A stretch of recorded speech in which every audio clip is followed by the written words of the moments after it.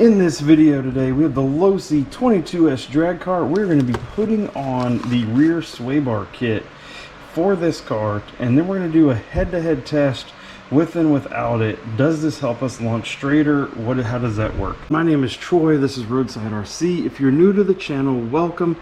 You will see us do all the things from the racing, the bashing, crawling, drifting, how-to videos, and product reviews.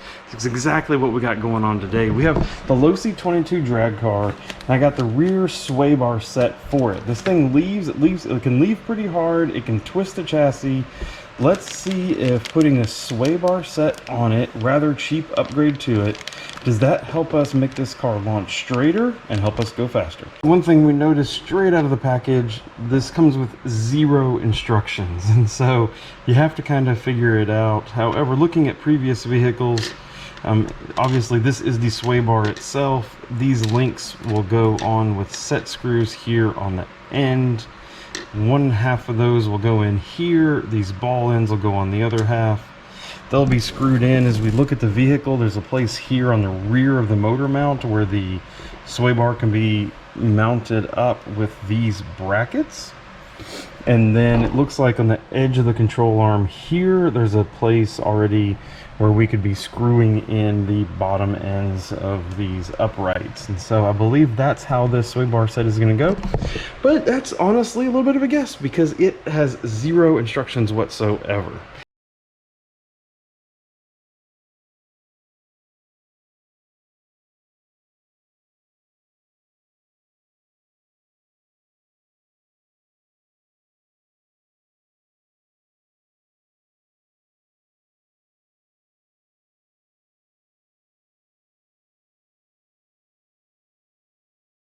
Sway bar is officially installed. Looks good.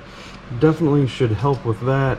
Let's get some batteries charged up, head out to our test site, and see if we can tell a difference. All right, out at the test track, out at the test spot now. So this is again stock with the sway bar disconnected.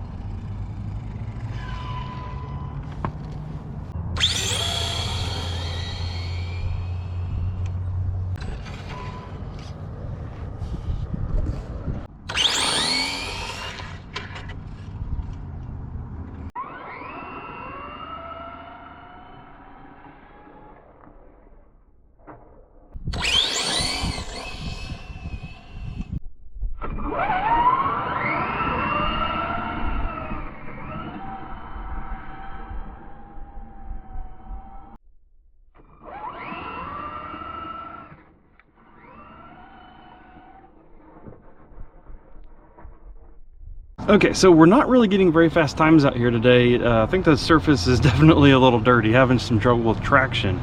But it is interesting to see. What I'm really after with this sway bar is how does the car launch? So I had to tighten up the slipper a little bit at first. It looks like I didn't quite get it set right with those first couple runs. So I tightened it up a little bit. Now the slipper's tight, maybe just slightly too tight. But what's interesting is as the car gets into the power, as it's maybe, 8 feet out or something like that, you're starting to see it sway side to side a little bit, and that's part of what gets me loose and part of what makes me spin out. So we're going to hook the sway bar back up, do some more passes, and see does it seem to help? Does it help make the car keep straighter?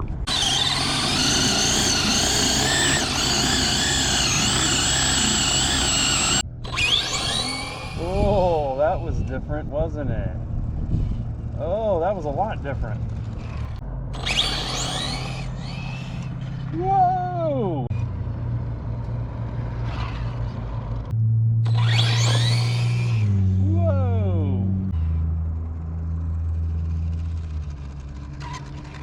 Okay, so I'd love to look at some of the data a little bit closer, but my initial gut reaction from having been out here is this is a no-brainer. Like, you want to do this, you want to go ahead and get the bar, you want to put it on the Losi drag car. I'm still running the stock tires, which I know are a disadvantage, and I did that on purpose because I wanted to use those tires to help exaggerate any differences with the sway bar. Can you still get out a little bit and spin the tires and spin the car? Yes, of course. That I completely still proved that, right? The sway bar is not a magic bullet. It's a slight tuning aid, and it does make the car that little bit better. And that's what the RC drag racing is all about, is those little itty bitty increments and the little things that you can do to get a little bit faster. So I think the next thing that we need to do is stick some different tires on it. So be on the lookout for that video. In the meantime, while I work on that, please come over here, check out some of the other stuff that I've got going on. I really appreciate all the support you give to the channel, and we will talk to you next time. Thank you and goodbye.